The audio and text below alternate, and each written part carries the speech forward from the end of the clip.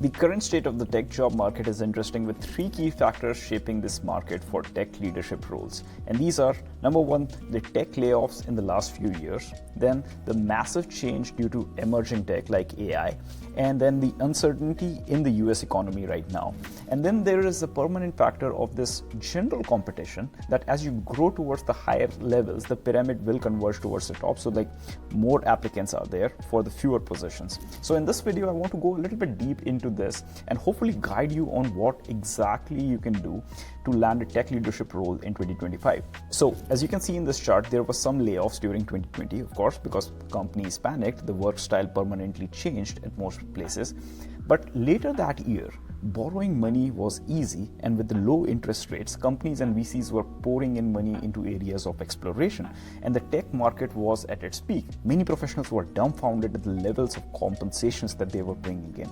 The biggest problem was that people were wondering which offer to accept, as they had multiple job offers also that were competing against each other, and some even were changing companies relatively quickly to maximize their compensation.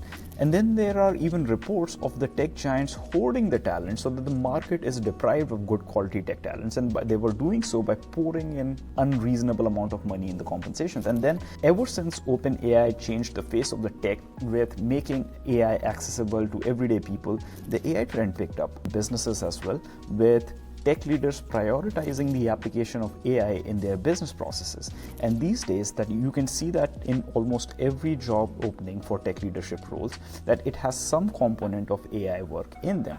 Now, of course, the tech market boom was unsustainable like any other boom, and things stabilized. As you can see, as the inflation rose in the following years and the interest rates went high and the supply chains dwindled, the investor confidence shook and it tanked.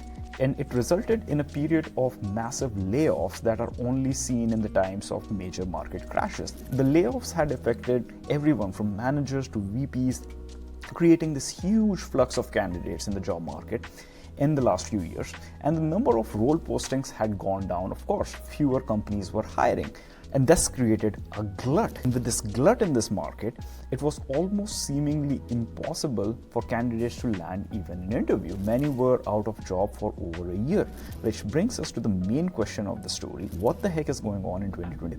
Is it a good market? Is it a bad market? And is it going to get better or worse? As you can see, the number of layoffs have steadily gone down as of 2024. The flux of the candidates without jobs has died down.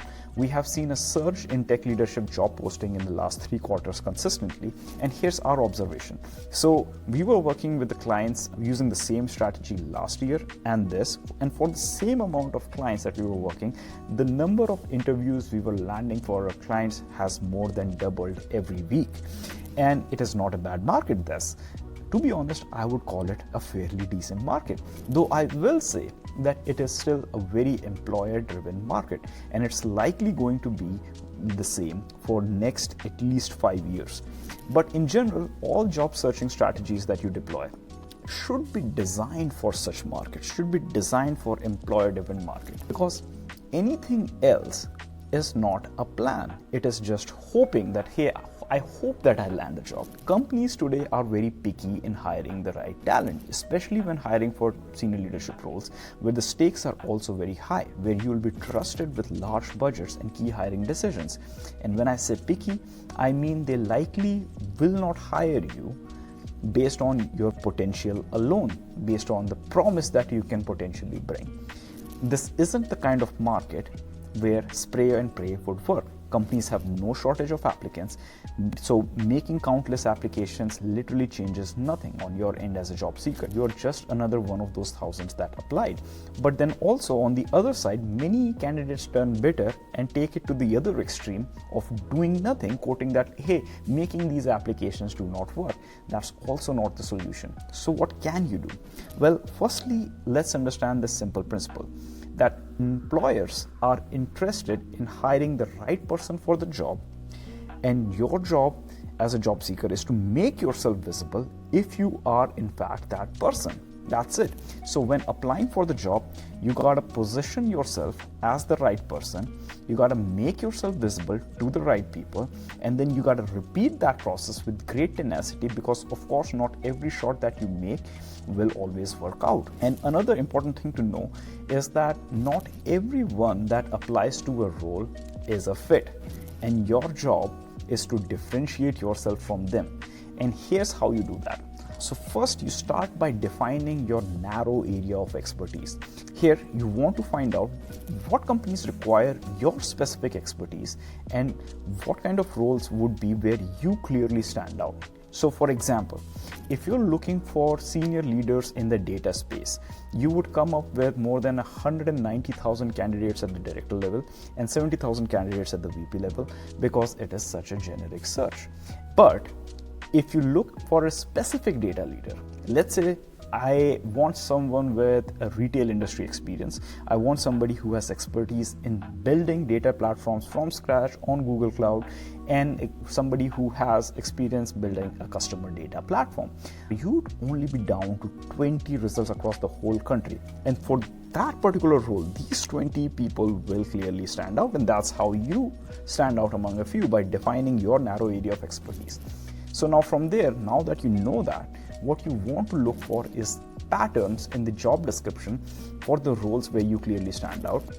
And then you want to reverse engineer those, because this will help you put the most important things that those kind of roles look for onto your resume and onto your LinkedIn profile, onto any marketing that you do that makes you instantly stand out for those roles. So no more making these generic or catch-all resumes and LinkedIn profile and trying to tailor it to every role, but define a narrow category of roles where like your profile generally fits, and have the right kind of initiatives that speak to them. But from there, also do find out the hiring managers, and this is the most important thing. You want to find out the hiring manager for that role to make a precise and concise outreach that clearly states their biggest problem that they are looking to solve, and it shows them how you have solved a same or a similar problem before and in an environment like theirs before. And this is what gets your foot in the door with the hiring manager. We have seen that work so many times. And yes, it will take time, it will take effort and know-how to do it, but it will also get you the results. And using this exact method, we have landed over 500 plus senior leadership interviews. So these are all director level and above in the last few months alone. And these are the results logged by the clients themselves. It's not something that I'm created the random sheet and talk to you about it. These are the results that our clients logged. And these range from all the way from small to mid-sized companies to large names like Amazon, OpenAI, or Google. And we cater to tech roles across all industries, from financial services, healthcare, constructions, tech, retail, you name it. We've probably done it multiple times already, and that's how I can say what works. And if you're someone who wants to land your next tech leadership role this year decisively, but do not want to go through that hassle and frustration of the job search or doing all of these things that I just described, we can help, because we know the tech job market, how it works and what patterns to look for, and how to position you in front of the right people to get you the interviews. But more importantly, we do the entire process for you. We take care of positioning you as the expert in that narrow market. We'll define that narrow market for you. We'll create your LinkedIn profile and your resume based on that. We'll also find out the hiring managers and their contact details. We'll find and apply for the right roles on your behalf. We'll also find out the hiring managers along with their contact details, and we'll research the role to write a very compelling email to the hiring managers that gets your foot in the door. And then we take care of preparing you for the interviews and the conversations to expect, all the way helping you through offer negotiation consultation. So if you're generally interested in learning how we can help you land your next leadership role, you can learn more about our services at wolfmentoring.com. I hope that helps. All the best.